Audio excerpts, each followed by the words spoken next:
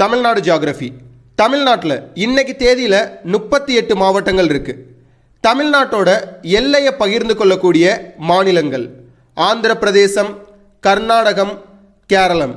தமிழ்நாடோட எல்லையை பகிர்ந்து கொள்ளக்கூடிய யூனியன் பிரதேசம் புதுச்சேரி. காரைக்காலும் புதுச்சேரியோட சேர்ந்தது தான்.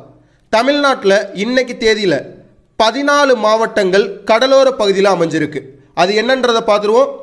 திருவள்ளூர், சென்னை, செங்கல்பட்டு, விழுப்புரம், கடலூர், மயிலாடுதுறை, நாகப்பட்டினம், திருவாரூர், தஞ்சாவூரும் கடலோர மாவட்டம் தான்.